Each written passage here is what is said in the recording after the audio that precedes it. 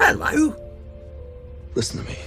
Huh? Oh, all right. I'm listening. I don't do romance. This isn't romance. It's a film podcast. My tastes are very What? singular. Oh, sci-fi movies. Do you like You wouldn't those? understand. I really would. I like sci-fi movies. I like X-Men films, actually. I'm going to be talking about X-Men films just in a minute once you've shut up. Enlighten me then. Enlighten you? All right. Let's do the Film Stories podcast. Come with me. And I show you how deep the rabbit hole goes. And movies that had stories. That the story just sucks them in. This is just the beginning. We would be honored if you would join us. Yes, everybody, my intros are really getting worse. Hello and a very warm welcome to Film Stories with Simon Brew. I am Simon Brew. As always, there's absolutely everything you need to know about me.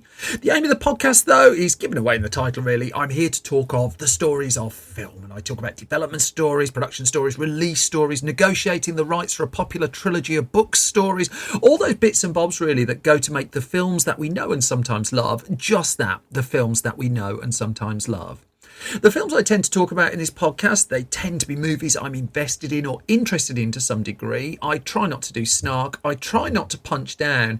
And in this particular episode, I've actually picked a couple of movies I'm not that keen on, which I don't usually tend to do. I just think the stories behind them both are quite interesting. I hope you feel the same. But I'm not going to waffle anymore. Well, I am, but not till I've played the first clip, and I'll get to the story of the first of the two movies the other side of this.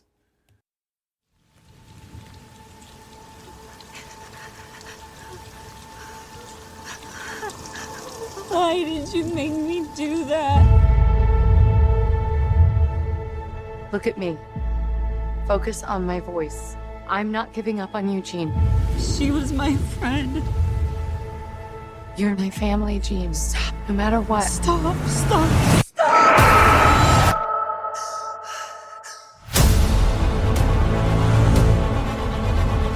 Look. You're special, Jean. And if you stop fighting that force inside you, if you embrace it, you will possess the very power of a god.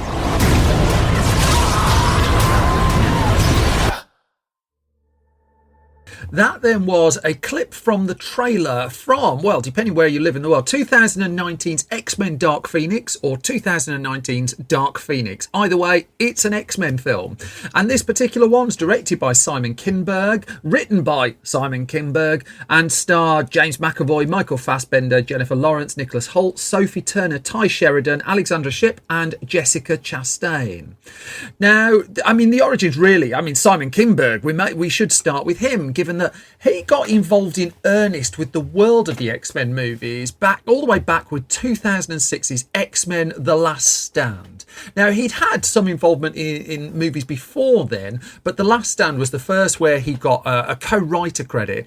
Of course, that film was originally set to be a trilogy closer. I've covered it before on the Film Stories podcast, but the core of it was Bryan Singer, who directed the first two X-Men movies, was due to come back and helm that one.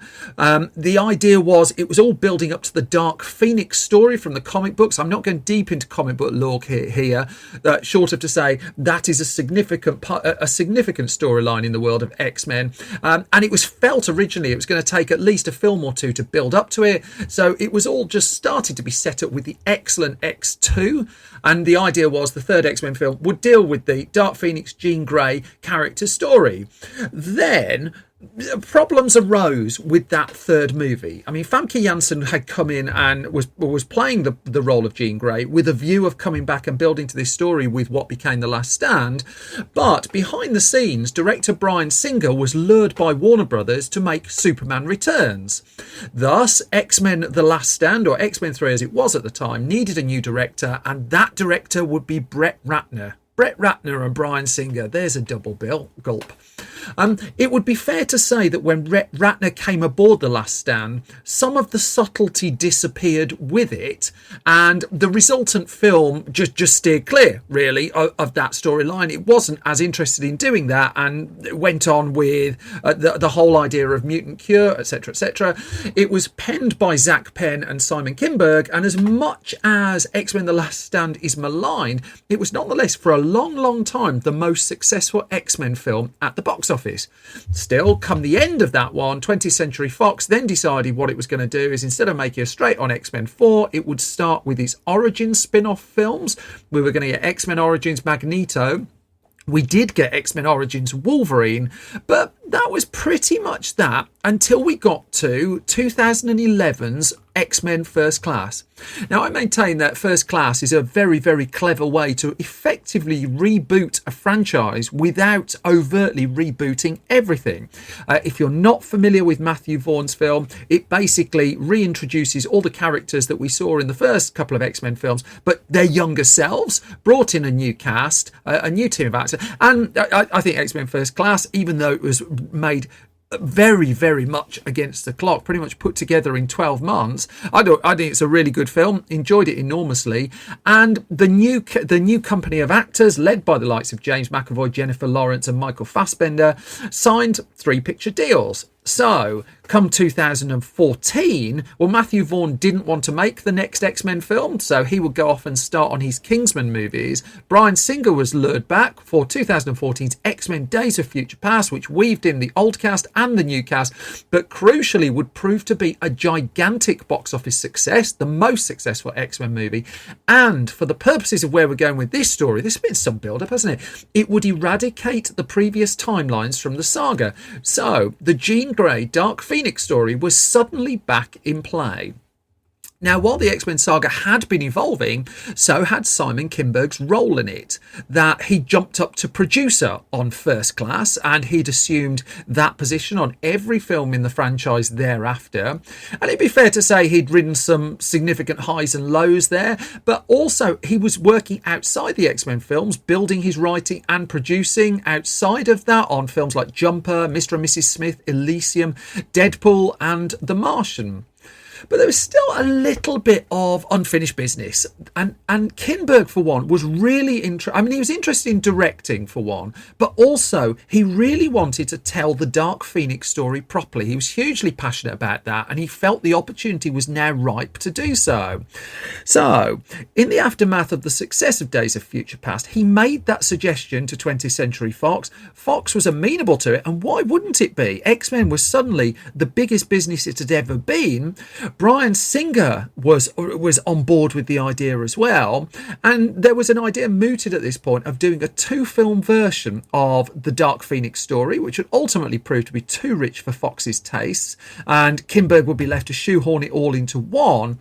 But as he explained to the Los Angeles Times, my biggest regret from X-Men The Last Stand is that the Dark Phoenix story, which is the most enduring story in the history of this very esteemed saga, was given a backseat in the movie. So when I reset the timeline, I was absolutely conscious that what that would allow us to do is tell the Dark Phoenix story again. They couldn't tell it immediately, though, because Singer and Kinberg were committed to making good on the tease at the end of X-Men Days of Future Past, which introduced the villainous Apocalypse, and that would build to 2016's movie X-Men Apocalypse, that again Kinberg was producing and writing and Singer was directing. And the idea was that film would go off and be a huge hit, gigantic success, and then they could get straight on to the next movie after that. The problem was, X-Men Apocalypse, whilst it would be remiss to say it wasn't profitable, which it was, it still cleared over $500 million at the box office, the wheels nonetheless somewhat came off the franchise at that point. Now, not that Fox was suspecting that in the build-up to its release. In fact, in the weeks building up to the release of X-Men Apocalypse in the summer of 2016, it announced the next X-Men film was underway, that it was going to do the Dark Phoenix story, that Singer would be involved, that Kinberg would be involved.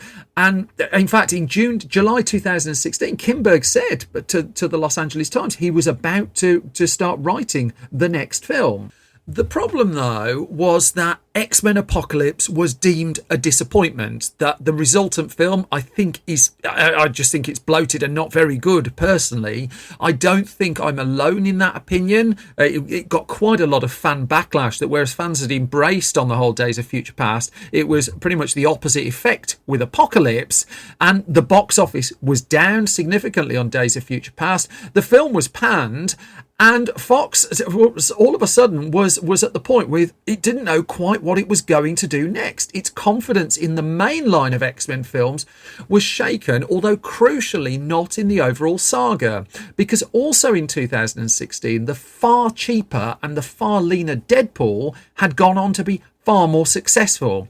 And so the studio was now at this point considering its options. It had the rights to do X-Men. It knew it wanted to do more X-Men movies. So a couple of things got going. First of all, it pressed go on a cheaper movie called The New Mutants, which would bring in a new cast. I've covered this before, that Josh Boone would go on to develop. It would languish in post-production hell for a long time.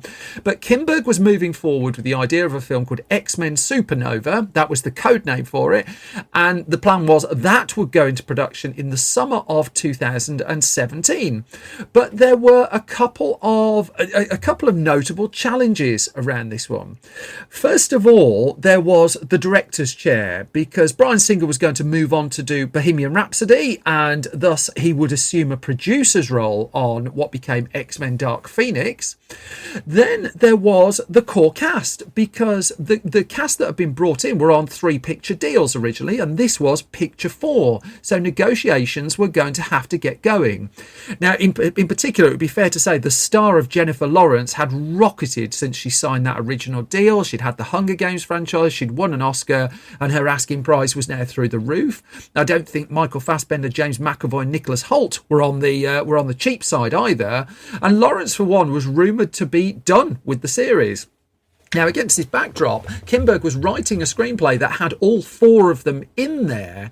And it would, the issue of a director came in, and Jennifer Lawrence, she would ultimately re-sign, partly out of fan loyalty, but also she was one of those who, according to the Los Angeles Times, lobbied for Simon Kinberg to get the director's job on the movie. That she, according to the LA Times, she went as far as to say she would walk away from the film if he didn't. But Fox was also, it's worth noting, juggling another X-Men spin-off project by the name of Gambit, that this was going to star Channing Tatum. But the problem was, by the summer of 2016, it had lost its latest director, who was going to be Doug Liman. It was also urgently trying to put Deadpool 2 together in 2016 as well. But Tim Miller and Ryan Reynolds, the director of Deadpool 2, Tim Miller, and the star Ryan Reynolds were reported not to have got on particularly well behind the scenes, and Miller wasn't going to direct that one. He wasn't coming back for the sequel. 3 X-Men projects suddenly had empty director's chairs. As it would turn out, Gambit, at the point this has been recorded in July 2021, still hasn't happened. Deadpool 2 would go on to find its director. That's a whole story for another time. So we move forward then to February 2017. So we're 7-8 months after the release of Apocalypse, and this was now a few weeks before Logan, directed by James Mangold, was heading into cinemas, which would mark the final appearance of Hugh Jackman in the X-Men's most popular big screen character at that point, Wolverine. However, X-Men Supernova, as it was never intended to be called, was written. Kinberg had put his script in place, but by this stage, the first rumours had sprung up in public that he was set to direct the film come the end of 2016. It was the website Collider that broke this particular story, and these rumours were soon confirmed by other outlets, and it came to pass that Simon Kinberg would indeed be making his directorial debut on what was then billed as a $150 million superhero sequel. And as much as the X-Men franchise may have dwindled in the eyes of many since this story was set, at this point it was just a big deal. Now, it would be remiss too to suggest that that Simon Kinberg had no directing experience whatsoever, because subsequent stories reported by the Hollywood Reporter alleged, whichever just gives me some cover from lawyers, that Bryan Singer didn't turn up on particular days of shooting on X-Men Days of Future Past and X-Men Apocalypse, and it was Kinberg who came in to direct those days of work. There has been no official confirmation of this. I'm just reporting rumour there, and hopefully that covers my backside suitably. One thing that Kinberg was very keenly aware, though, was that Apocalypse had not been well received and course corrections were in order. Fox was reported to just consider at one point just a full-on reboot again of the whole thing, but instead it was tonal and style changes that they went for. That, as Entertainment Weekly reported, the more realistic approach was a key part of Simon Kinberg's pitch to the studio of what he wanted to do with the film. That he wanted to pull back on what was seen as the extravagances of X-Men Apocalypse. And again, going back to that Entertainment Weekly report, just said in the pitch that Kinberg put together, the reference images were a lot of real world imagery, everything from real disaster footage to what a real lightning bolt looks like when it strikes the ground. And he said, what I talked about with the performances and the photography and the visual effects is it needs to all feel organic, and it needs to all feel like it lives in our world to make it feel relevant again and not so heightened. This package was coming together. Kinberg had a script. Fox had agreed to give Kinberg the director's chair as well. And following him came back the cast. Now, Fassbender, Lawrence, McAvoy and Holt all agreed to extend their X-Men commitments by one further picture. Olivia Munn, incidentally, she was due to come back in the role of Psylocke, but she would be tied up making the film The Predator instead, and that didn't go well, and that's a whole story for another time. But that's why she had to sit out Dark Phoenix. By June of 2017, this really was getting somewhere, to the point where it was just on the verge of shooting, and conversations were underway as to who was going to play the antagonist in the movie. Now, Angelina Jolie had been mentioned as a possible villain for the film, but then at this point, Universal was building up its dark universe of projects, which would have seen very expensive versions of a lot of its classic horror films. However, when the Tom Cruise headline The Mummy came out, that plan was put in reverse, and it's only now really come back to life in recent times. Nonetheless, it was juggling high-profile talent and high-profile projects for its dark universe at this point, and Angelina Jolie was in talks over making a Bride of Frankenstein movie, and in the end she opted for that. Now, how close she came to making an X-Men film is unclear, but she was certainly in the running for it.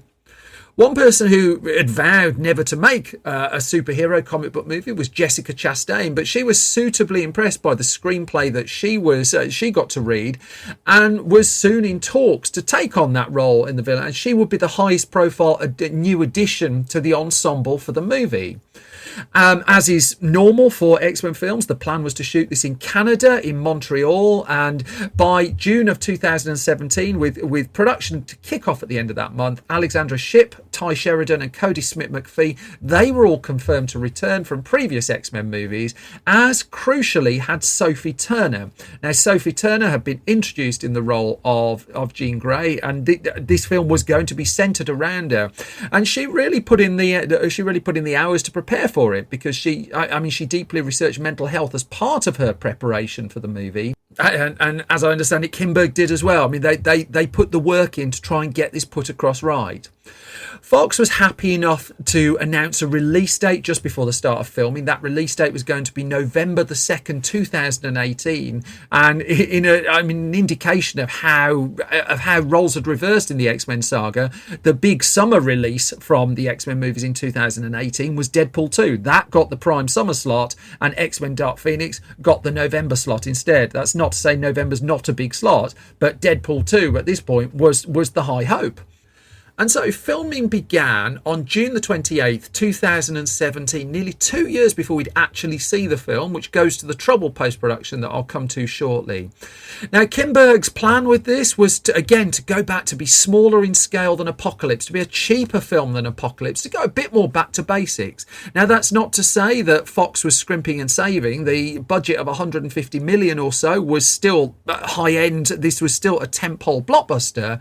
But as Kinberg would talk to Entertainment Weekly about, he would talk about how the flaws of X-Men Apocalypse were very much on his mind, and he wanted to, as they describe it, recalibrate the X-Men series for fans. He said, one of the things I went into this film wanting to do is obviously focus on the characters and give them real emotions to play, and come up with a theme that would make it feel relevant and necessary in today's world.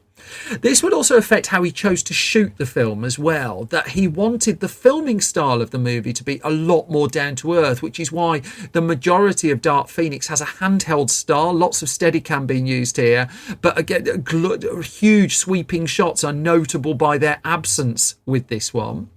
Kinberg worked with the film with his regular producing partner Hutch Parker, who'd worked with him on previous X-Men movies. And it was Parker who, and I've seen several people say this, it was Parker who talked to the fact that he had a first-time director on such a huge movie. And he said on set, Simon was incredibly relaxed.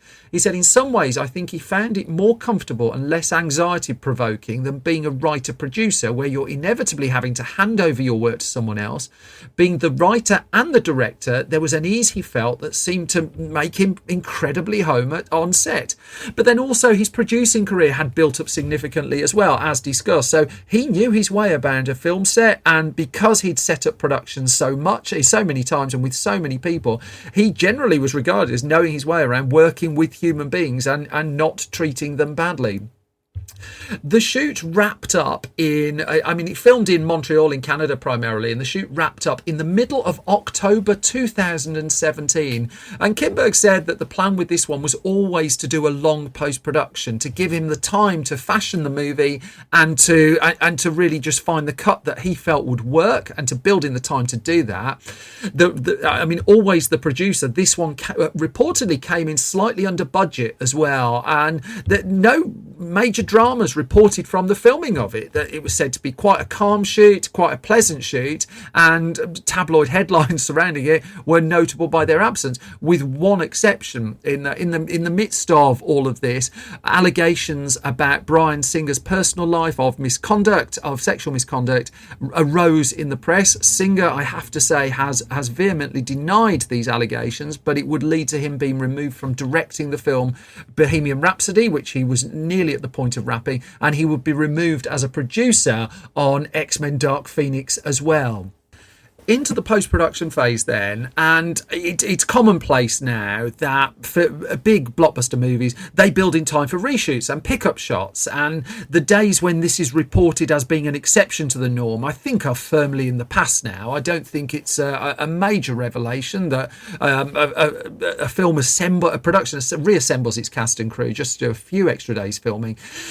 The problem with doing this with Dark Phoenix, though, was the size of the cast and the profile of the cast led to problems of logistics. How do you find a space in all of their calendars to bring them all back together to shoot the extra material you want for the movie? Because a decision was made in the post-production phase that the back end of the film was going to be retooled. Now, quite how much reshooting work was required to do this is unclear, but it was notable this wasn't going to be one or two pickup shots. They were going to basically change the ending. Some test screenings have been going on. They'd not been going down particularly well. Again, nothing massively unusual there. And also, because of the frugal way in which Kinberg had managed the main budget, there were funds available to do $5-10 million worth of reshoots on Dark Phoenix. But because of the schedules of everyone, those couldn't be slotted in until the back end really of 2018. So that release date for a start was just not going to happen. Fox moved the release date to February of 2019 instead. But also, the backdrop of what was going on too was 20th Century Fox was going up for sale. That Rupert Murdoch and his company had decided they didn't want to be in the movie business anymore. And so the very future of the studio was under threat, while Dark Phoenix was being put together.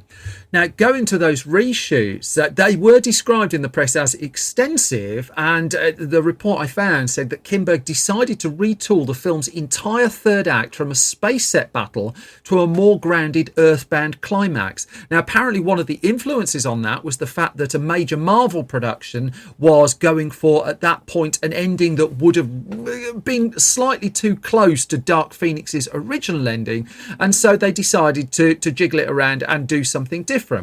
It was the end of August 2018 before they could really get going, and this is now nearly a year after filming had wrapped up, and so the release date changed again. It was now moved to June the 7th, 2019.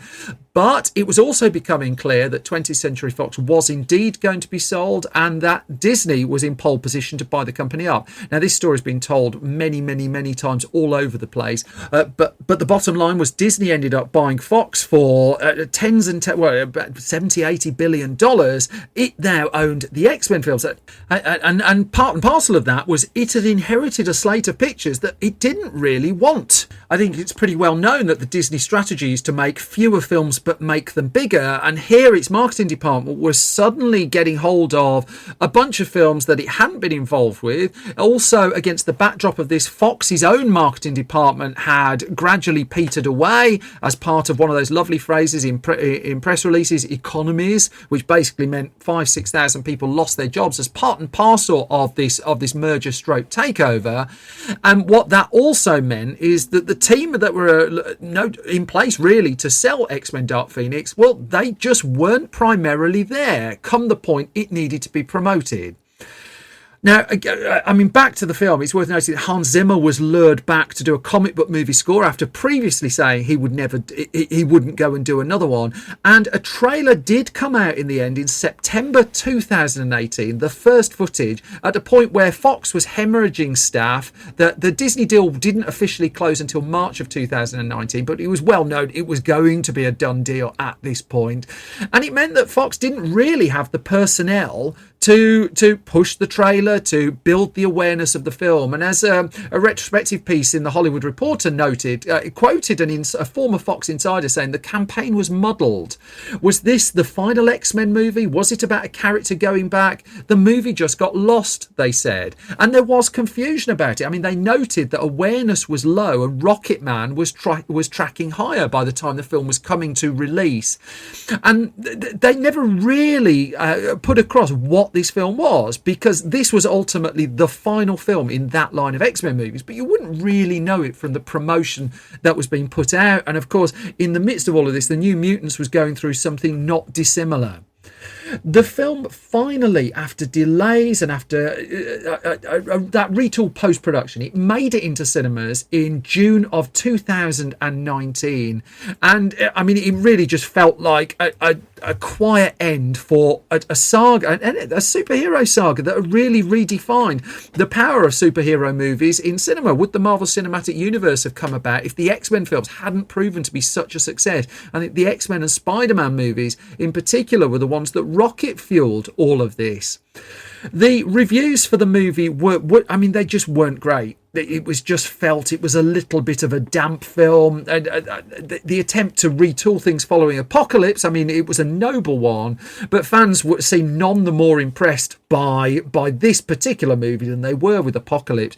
And crucially, against the backdrop of this muddled, understated marketing and the confusion over what the film was, and then the critical response to it, X-Men Dark Phoenix would become, until the New Mutants came around, the lowest grossing X-Men movie. And its opening weekend, I mean, it was quite telling. It got this summer release date. It was up against The Secret Life of Pets 2, and it lost bluntly that it opened with $32.8 million in the US on that weekend. Secret Life of Pets 2 got $46 million. But also, I mean, you look at what else was hanging around at that point. Avengers Endgame was 7 weeks in and grossed $5 million that weekend. And whereas X-Men Dark Phoenix's box office returns would start dropping like a stone, Avengers would hang around in the top 15 for a long time. The other films about, actually, there was Disney's live action Aladdin. I mean, that grossed $232 million in the US. Even the maligned Godzilla King of the Monsters, that was up to $80 million by this point. X-Men Dark Phoenix, with the bill apparently going up to $200 million or so in the end, would peter out with a box office gross of about $65 million in the US. Worldwide in total, including that US, was $252 million, and a real low point for the saga at that point, which drew the curtain and over that storyline, over those characters on the big screen, at least for the time being. And the general feeling really was this had been a disappointment. Now, to Simon Kinberg's credit, he did a podcast interview or radio interview with KCRW, and he got right in front of the story here, because oftentimes in the aftermath of a film not going particularly well and not having a great response, you don't really hear a candid admission from a director for a couple of years later when everything has just kind of settled a bit. However, just as Tim Miller had done with the film Terminator Dark Fate, Kinberg came out and he just said it, and he said this within weeks of the film's release, it clearly is a movie that didn't connect with with audiences that didn't see it, didn't connect enough with the audience that did see it, so that's on me. And he took responsibility. I always thought that was great. You just come straight out and you just say, yeah, that's me. Don't try and push the blame around.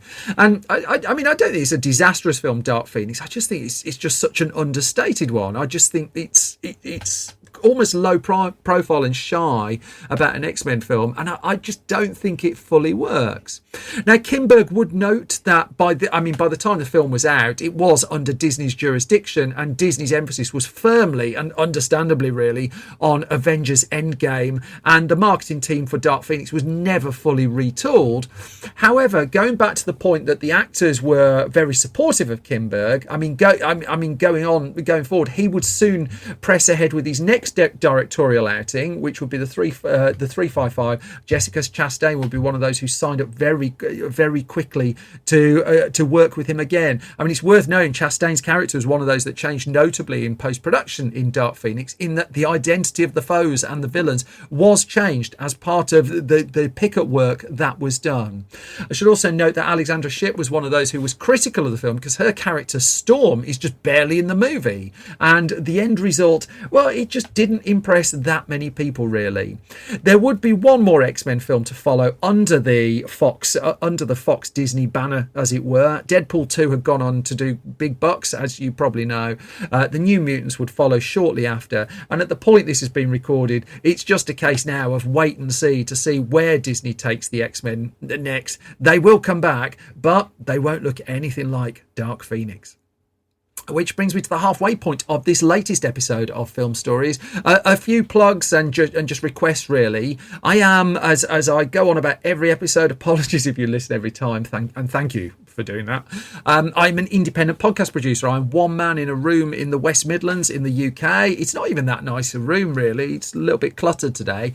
But as the only reason I've got this far with this podcast and all the associated bits is thanks to people like yourselves who recommend this podcast, who subscribe at your podcast repository of choice. That helps. Leave ideally hugely positive reviews. That helps as well. Off the back of this podcast too, I now have print magazines which are available at store.filmstories.co.uk, and at the point this podcast is being recorded, our first Blu-ray is out. We've had it back. It's real. It's a thing. Done a Blu-ray of the film Sneakers, which have been out of print in the UK on Blu-ray, put new extra features on it. You can find all these at store.filmstories.co.uk. Thank you so much for your support. Now, though, I'm going to move back to 2015 to a film that did a lot better at the box office, but also faced an awful lot of ridicule. I'm going to play you a clip. We'll come to the story the other side of this. So this is just an interview for the newspaper. I just have a couple of questions. Mr. Gray will see you now.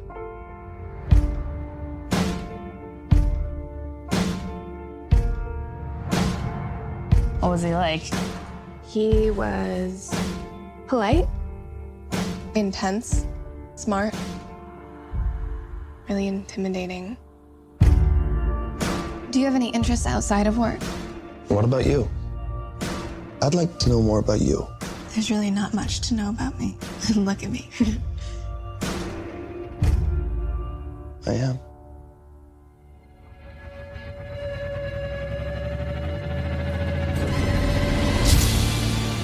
To what do you owe your success? I exercise control in all things, Miss Steele. It must be really boring. That then is a clip from the trailer from 2015's 50 Shades of Grey, directed by Sam Taylor Johnson, screenplay by Kelly Marcel, based on the novel of the same name by E.L. James, a cast led by Dakota Johnson, Jamie Dornan, Jennifer Ehle and Marcia Gay Harden. So, I mean, we have to start with the books, because there are few publishing sensations of the last decade that have had quite the impact of E.L. James's 50 Shades of Grey and its two sequels, although they've been spin-offs since. And so the first book was published in 2011. I think it's pretty well known that it spun out from Twilight fan fiction. And for all the ridicule and for all the famous people reading the dialogue clips that filled YouTube for a while, and for all the charity shops that ended up with loads of copies of it, there's some smashing pictures of that on social media, this was a book. There's no way around it. It's sold by the absolute bucket load. What's more, with the follow-up books arriving in 2012 in print as well, people weren't just buying one book, they were buying the trilogy. It turned out that if you're unfamiliar with the work, let's just say it's a series of books that's on the fruity side, and I'm going to have to dance around that a little bit for this family-friendly podcast, but bear with me. So the books not only sold tons of copies, but they became a genuine word-of-mouth sensation. They were being talked about, and Hollywood likes things that sell lots of copies, and Hollywood likes things that, for want of a better way of putting it, became cultural moments. As much as there's snobbery aimed at these books, and there really is a ton of the stuff, this was huge, gigantic. So there were fairly quickly conversations, in fact there were a couple of offers even before the rights went up for sale, about bringing these to cinema. This was not going to be an easy job at all, because again, there's no way around it. These books are full of fruit, and if there's one thing the American Ratings Board doesn't seem to like, it's fruit. That you can blow people's heads off, but if you take your trousers off in a film, the Motion Picture Association of America needs to go out for a walk and an ice cream. Violence good, sex bad. That is the lesson of the MPAA, the American Ratings Board. And those are the rules within which Hollywood studios had to operate. They knew that if they did a literal adaptation of 50 Shades of Grey, they would get the dreaded NC-17 rating in the US, which would mean nobody under 17 could watch the film. I always think this is quite bizarre anyway. But also, major cinema chains would not show it. I mean, that was the killer. And so, whatever film had to come out had to be an R. I mean, 4-year-olds had to be able to see this with their parents, didn't they? Which the R rating allows. I'll move on.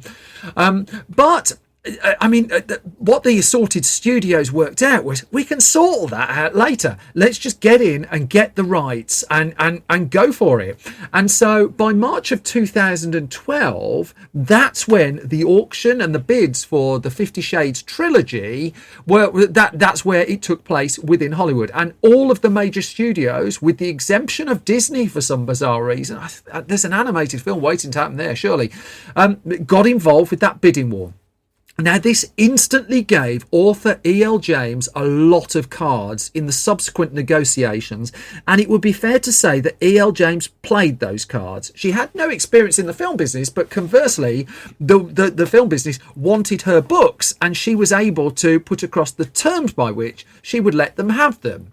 So those terms included, she wanted to sell all 3 books in one go, with a view to a studio committing basically to doing a film trilogy. Then, on top of that, she would want creative involvement, and she would want approvals over all sorts of bits and bobs, which I'll come to shortly. None of this, though, was instantly putting off the assorted studios. In came Warner Brothers, in came Sony, in came Fox 2000, Universal through its Focus Features arms. That Universal was in the bidding, Paramount Pictures was in the bidding, and in fact, according to the Los Angeles Times, that put a husband and wife against each other. That Fox 2000's Jessica Goldman found herself bidding against Paramount's Adam Goodman, and the pair were in a relationship. So that must have made some quite interesting dinner time conversation. Now, what happened is E.L. James and her reps met all of the interested parties, and with the idea that by the end of March 2012, bids would be put in place, that they'd come in and they'd do their pitch to James, and then there was a deadline for putting those bids in. Now, there were, against the backdrop of this, it's worth going back to the point, there were question marks over whether this was a literary phenomenon that could cross over. I mean, Twilight was cited a lot in news reports at the time, although I don't think it's quite side by side. But the thing is, though, no studio executive wanted to miss out. Who wanted to be the person who passed on Harry Potter or Twilight or the Hunger Games and all the money those brought in? Well, you just had to go for it. As such, whilst they all worked out there was no way around this getting that R rating, and the maximum budget was really going to be about 40 million as a result of that, because even an R rating would lead to depressed box office. So went the thing. They were pretty much all in. So, what did James want approval over? Glad you asked. She wanted approval over, according to the Hollywood Reporter, the director, the writer, the producers, the cast, the locations, the screenplay, the marketing materials, and the trailers. Again, this put one or two people off, and independent production companies came in as well as the big studios. But by March the 23rd, 2012, you had to have had your meeting, and then you had to have got your bid in, and the majority of them put in a bid. And by the end of March 2012, it was Focus Features and thus Universal Pictures that had been chosen. It was going to make the 50 Shades of Grey, the 50 Shades trilogy. The exact amount wasn't revealed, but it was believed that the upfront sum they had to pay was in the $5 million mark, but also they would be employing E.L. James across the films, and they would cede to her wishes for control over the productions. Those were all part of the asking price to pay. Conversely, there was lots of money on the line here, so why wouldn't they pay it? There was, though, with all those approvals in place, it meant that finding the personnel to turn this from a book into a film was going to be tricky. I mean, one person who notably threw his hat into the ring very early was Bret Easton Ellis, the author of American Psycho, who used his Twitter feed in May 2012, this was, to offer to write the films. That offer was not taken up. A rumour around the same time suggested that Angelina Jolie had been sounded out about directing the film. Again, she wasn't interested in that in the end.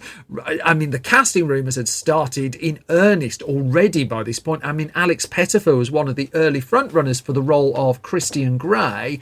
But again, the rumour was just that. So if you're not familiar, Christian Grey is basically the dominant in the movie. And he gets into a relationship with Anastasia Steele, these being the two main characters. And it would be fair to say that Christian Grey has his way with Anastasia Steele, which involves an assortment of implements and strange noises, which I won't play in clips.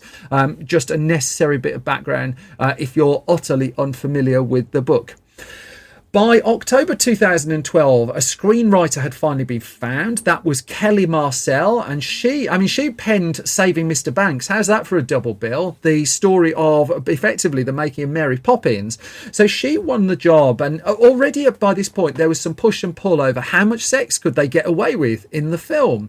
There were some who wanted just say publish and be damned, go for this NC-17. The studio was not one of those, and they knew that they were going to have to cut an awful lot of the nookie out of the text for the film. Marcel duly got to work on her script. Producers came in with the approval of E.L. Grey, and those producers would be Michael DeLuca and Dana Brunetti.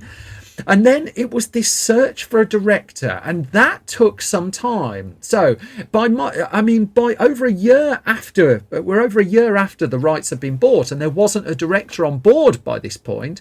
By May 2013, though, the search was certainly hotting up, and Joe Wright, who'd worked with Focus Features on all of his films to that point, Atonement, Hannah, Anna Karenina, and Pride and Prejudice, he was reported to be a frontrunner, but his schedule didn't allow him really to be considered because he was going off to make a film called Pan with Hugh Jackman. There's a story in that movie as well.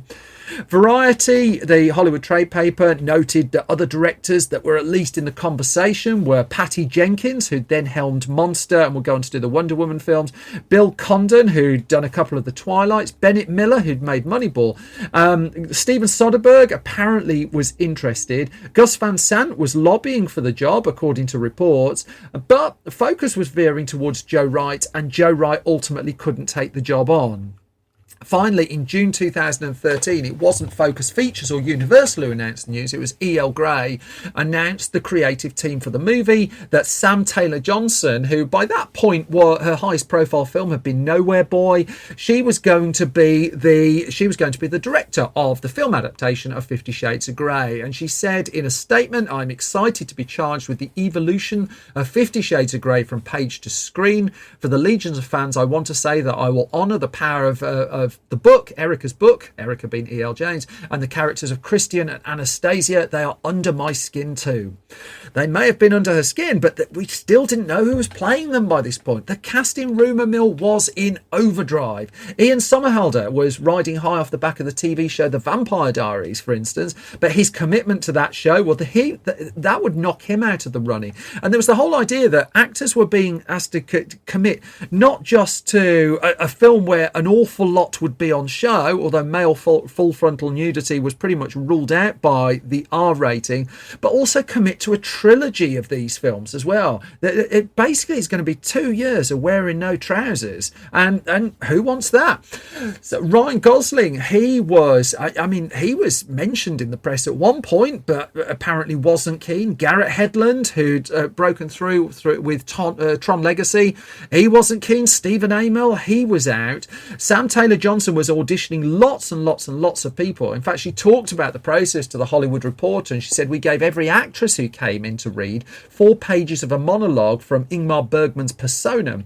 And she explained it was a really long piece to learn. It had a really complex emotional journey in just that one passage, and it meant we could see quite clearly who was capable of taking a transition on this journey. Before we get to Anastasia, though, I mean, they hit gold. They finally found their Christian Grey, and it was going to be British actor Charlie Hunnam, who'd sprung to fame young in the TV series Queer as Folk, but he was riding high off the TV series Sons of Anarchy at this point. He was signing up for the 3 films, and so then it was just the case of who's going to be Anastasia. Well, Game of Thrones star Emilia Clarke, she certainly came close, but she turned the role down over the explicit nudity. One of the earliest to audition, and lots of people were seen, was Dakota Johnson. And she impressed Sam Taylor Johnson quickly, but they still saw a couple of hundred people after her. Nonetheless, she was the one that they went back to, and the casting was duly announced. Charlie Hunnam and Dakota Johnson. The only problem being, Charlie Hunnam then threw a spanner in the works just a few weeks before the start of physical production when he left the project. And I remember this story at the time. It was really high profile. In October of 2013, this was just weeks before filming was due to start. A trilogy was due to start. And the search was now not just on for an actor, but to come in at the last minute with such a contentious role, but also an actor who would want to do all 3 films, and bluntly, who was already in shape to do the movie. Names that have been on the list before: Jamie Dornan was rising high off the back of The Fall. Alexander Skarsgård off the back of True Blood. They were instantly reported as the main contenders by the Hollywood Reporter.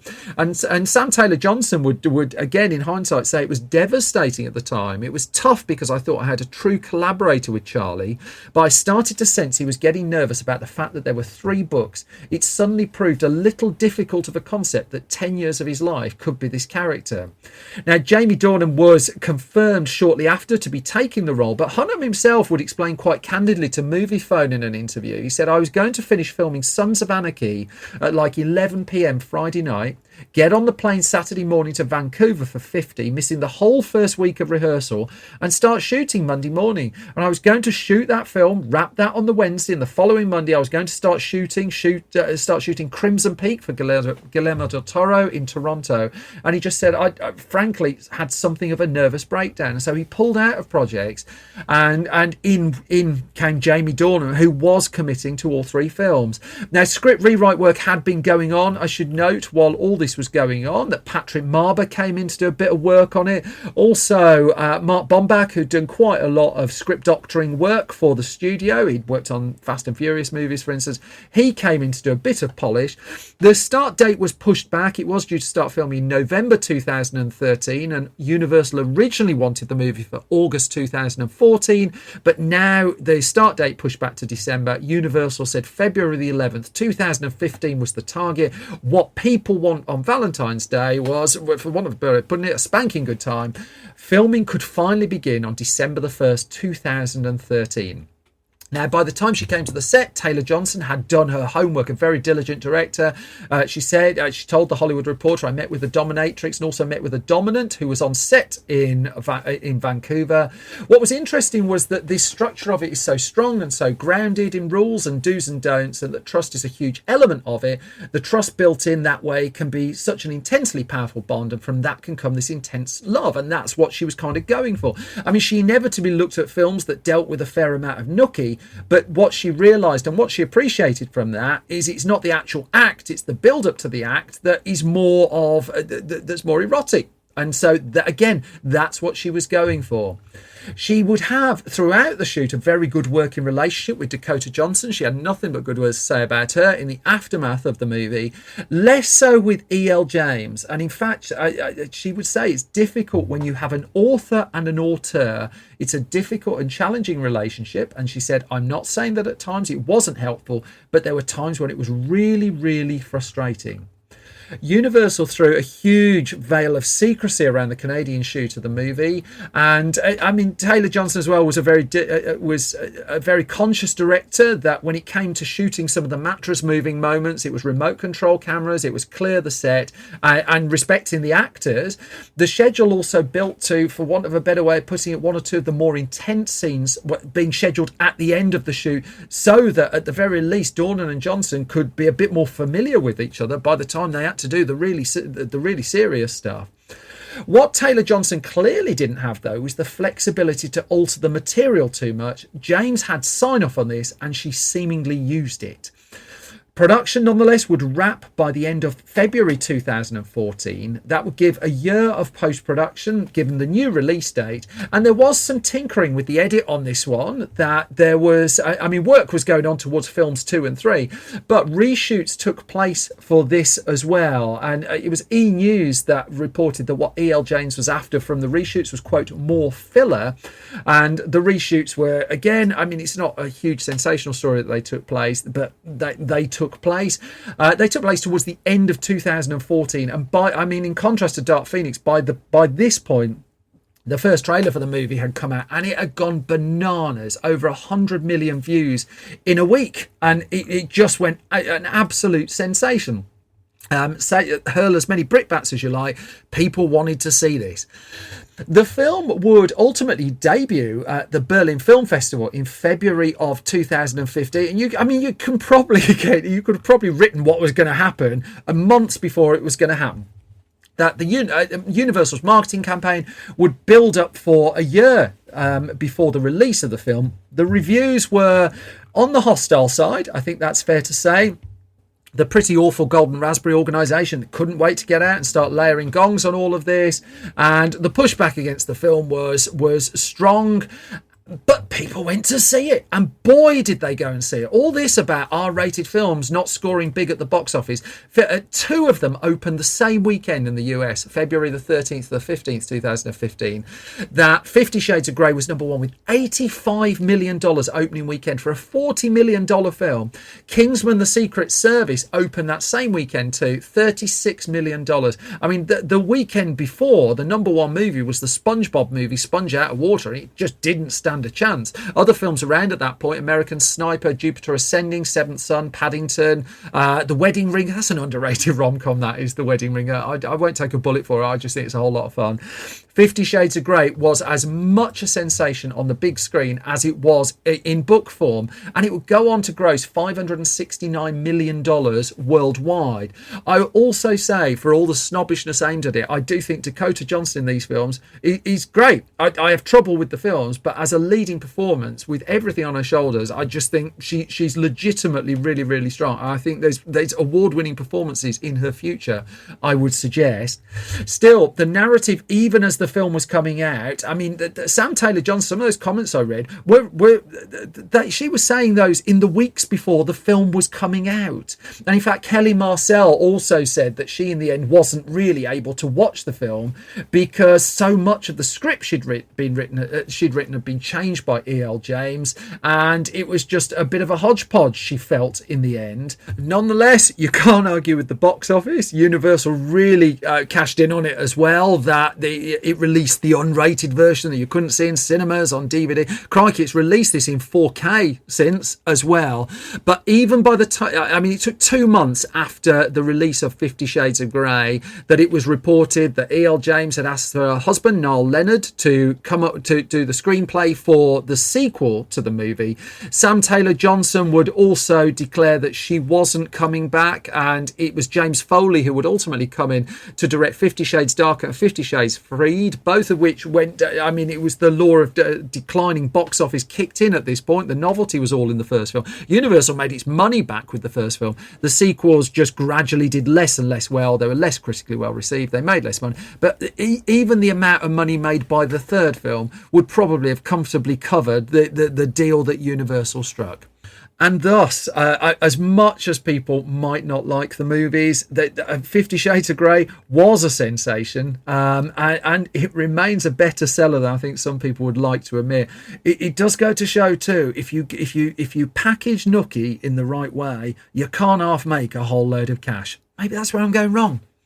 Which brings me to the end of this latest episode of Film Stories. I've gone on too long as always. You can get more of my waffle if you could stand it on Twitter at Simon Brew. The entire Film Stories project is on Twitter at Film Stories Pod.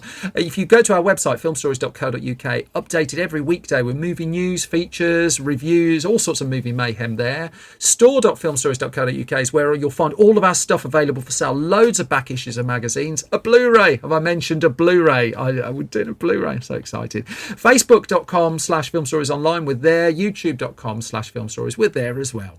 Most important thing though, as always, is you all look after yourselves and you all take care. I can't thank you enough for lending me your ears and for your support of this podcast.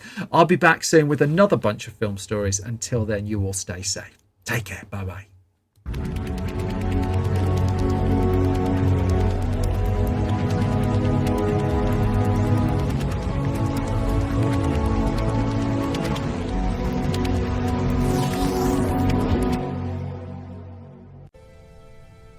There's some people who say that I don't have a heart at all.